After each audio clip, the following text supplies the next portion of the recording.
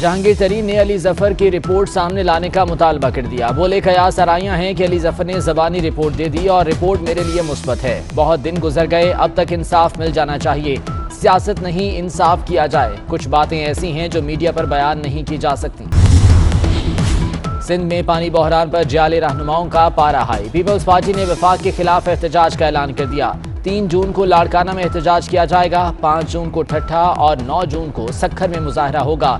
نثار کھوڑو کہتے ہیں پانی کے مسئلے پر وفاقی حکومت ٹس سے مس نہیں ہوئی، پانی چوری پر ارسا بھی خاموش ہے۔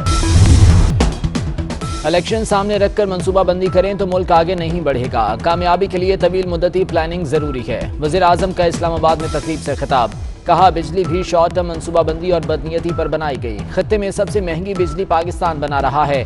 جو اقدامات 50 سال پہلے ہونے چاہیے تھے اب لے رہے ہیں۔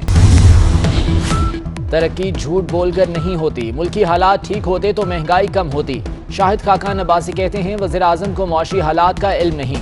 احسن اقبال بولے عمران خان نے ملک کی معیشت تباہ کر دی، بھارت اور بنگلہ دیش بھی ہم سے آگے نکل گئے۔ پیپلز پارٹی نے آزاد کشمیر میں الیکشن ملتوی کرنے کی تجویز مسترد کر دی۔ راجہ پرویز اشرف کا کہنا ہے کہ عام انتخابات کا اعلان ہو چکا، حکومت کو الیکشن میں شکست نظر آ رہی ہے، ووٹرز لسٹ میں جعل سازی کی جا رہی ہے، حکومت انتخابات کو ہیلے بہانے سے چوری کرنا چاہتی ہے۔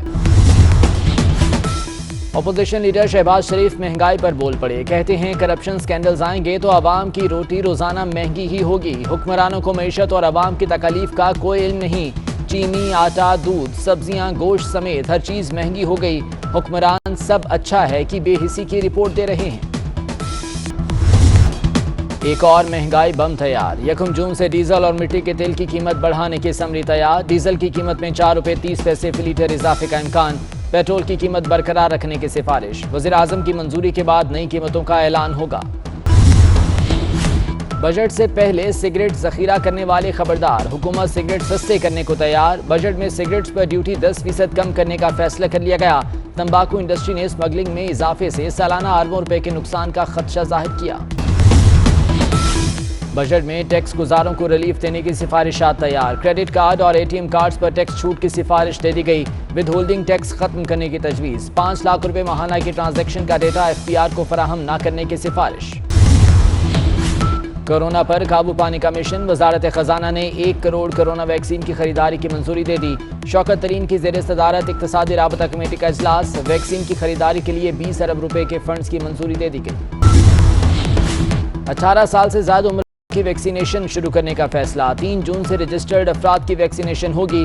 وفاقی وزیر اسد عمر کا کہنا ہے کہ وفاق مفت ویکسین فراہم کر رہا ہے اور کرے گا۔ اس سال 7 کروڑ افراد کو ویکسین لگانے کا ہدف ہے۔ کورونا سے 24 گھنٹے میں 43 اموات، مثبت کیسز کی شرح 4% پر آ گئی۔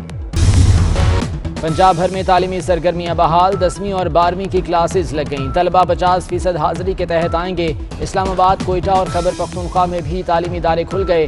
بورڈ امتحانات میں ڈیوٹی کے لیے ویکسین سرٹیفکیٹ لازمی قرار۔ تیزی نظر آئے گی۔ گوادر پورٹ مکمل طور پر فعال، سامان کی ترسیل کے لیے آن لائن بکنگ کی سہولت کی جا سکتی ہے۔ Chairman CPEC authority general retired Asim Saleem Bajwa نے خوشخبری سنا دی۔ کہتے ہیں گوادر فری زون فیز 2 پر کام جاری ہے۔ گوادر شہر کی ترقی میں مستقبل میں تیزی آئے گی۔ پانی بحران حل ہونے لگا، شمالی علاقہ اور اسکردو میں برف پگھلنے کا عمل تیز۔ ارسا کے مطابق تربیلا ڈیم میں پانی کی سطح ڈیڈ لیول سے 5 فٹ بلند ہو گئی۔ آبی ذخائر میں پانی کا ذخیرہ 7,11,000 ایکڑ فٹ۔ اسلام آباد میں بارش اور ژالہ باری، مری میں بھی کالی گھنگور گھٹائیں، ٹھنڈی ہوائیں اور بارش، بادل برسنے سے پیڑ پتے وادیاں دھل گئیں، گرمی کا زور ٹوٹنے سے موسم خوشگوار۔ گجرانوالہ اور حافظ آباد میں بھی بادل جم کر برسے۔ لاہور میں آندھی سے مختلف علاقوں میں بجلی غائب ہو گئی۔ سرفراز احمد کو بھی ابوظہبی کے لیے اڑان بھرنے کا پروانہ مل گیا۔ آج رات روانگی کا امکان۔ کراچی سے 5 اور لاہور سے 12 افراد UAE پہنچ گئے۔